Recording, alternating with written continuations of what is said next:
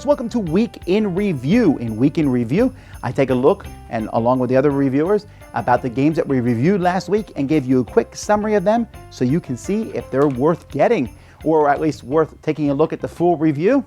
So let's get started.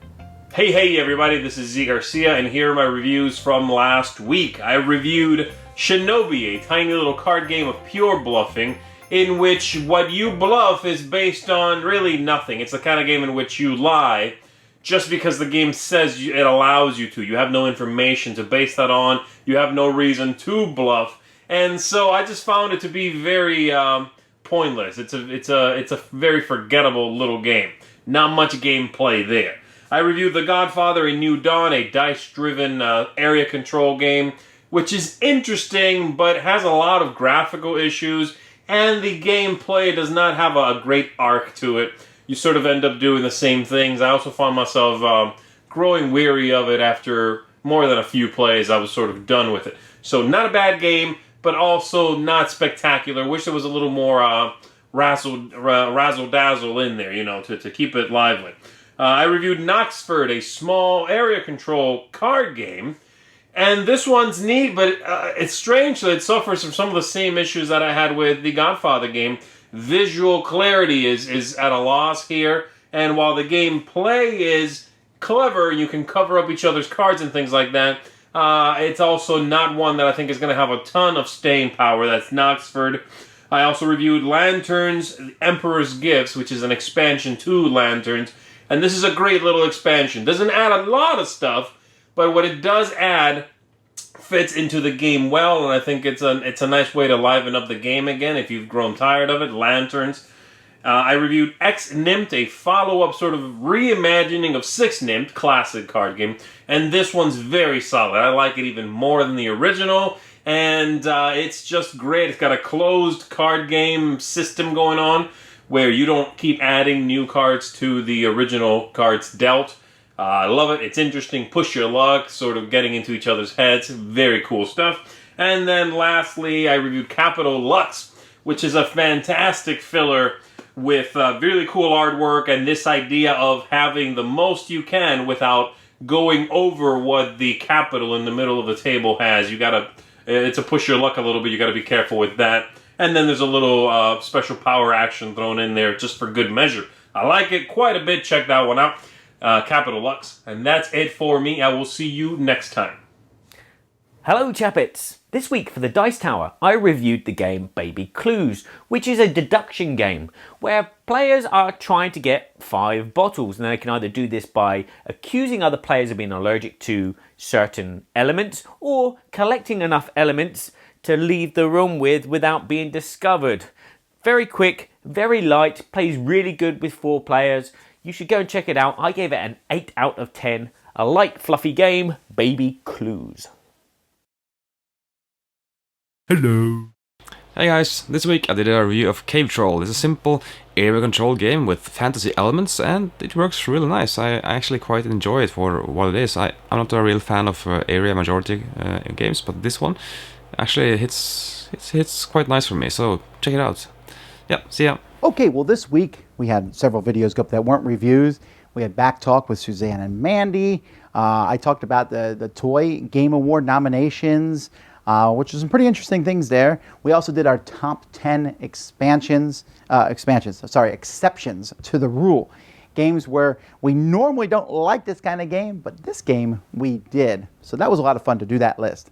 All right, so let's get to reviews. Woo, there's a lot of middle-of-the-road games this week, like more 6s than normal, but I can guarantee that's going to change this coming week. But anyway, we'll start with the bad ones. Kids on Stage.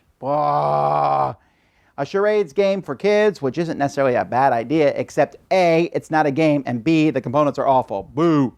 Salt and Pepper. This was one of 4 different spice-type games from Goliath. But this one, you essentially just say salt or pepper, roll things out, and see what happens. There's no choices, so therefore also not a game. Cafe is another one of these. I like this one. It's okay, I guess, but it runs its welcome out super fast. You roll dice and then just yell things out and grab them. Dungeon Rush. Now, this is an interesting game where you have some fighters in front of you, and then you flip over monster cards, and everyone hits them with their hands, right and left hands, trying to kill the different monsters, and then you make your heroes more powerful. It's silly, it's fun. The box says 12 minutes. It's pretty accurate. It's about 1 minute shorter than it would be going over time, if you know what I mean. It should end at 12 minutes, and it does. A filler, but I thought it was enjoyable, and I did like the artwork. Adenia, now this one has really, really pretty artwork. As sheep are going around. Think of Suro in a sense, where you're following different paths, and these sheep are trying to get to a planet, and you're moving and discovering tiles along the way. Very pretty.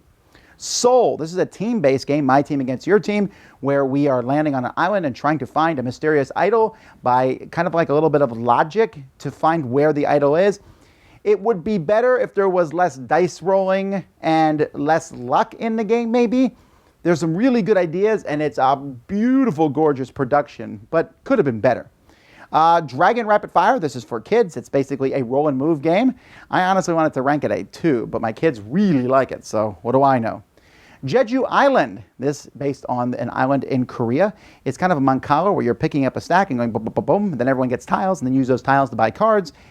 Very simple idea for a game, but very oddly satisfying. I think this is a game that a lot of people like just because it's so easy to jump into and play.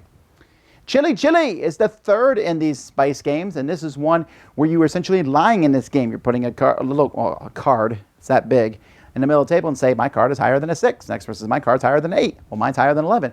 Eventually, someone's going to go, no, you're lying. That's the whole game. Sugar Cubes, the final game in the Spice series. This one, you roll some dice with letters on them, and you have to make a sentence that uses each letter, or as many of the letters as you possibly can. You could say, John jumped for 2 J's, but that's going to be a very short sentence. Has to be a grammatically correct sentence, and can only use one proper noun, but it's fun. I enjoyed this one.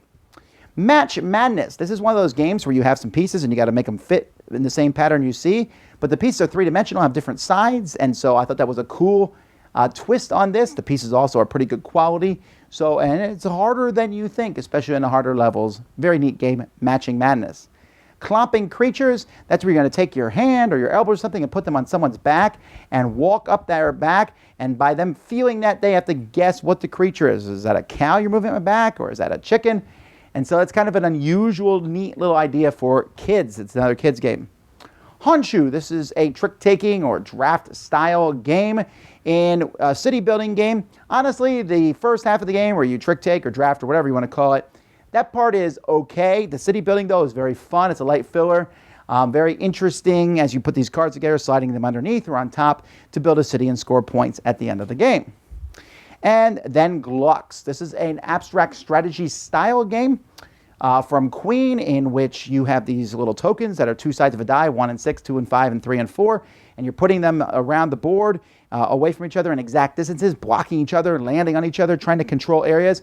It's mean, but it is a very good, very entertaining game. That's Glux. And that's the last game I have to talk about to you today. This has been Week in Review on the Dice Tower, and I'm your host, Tom Vasel.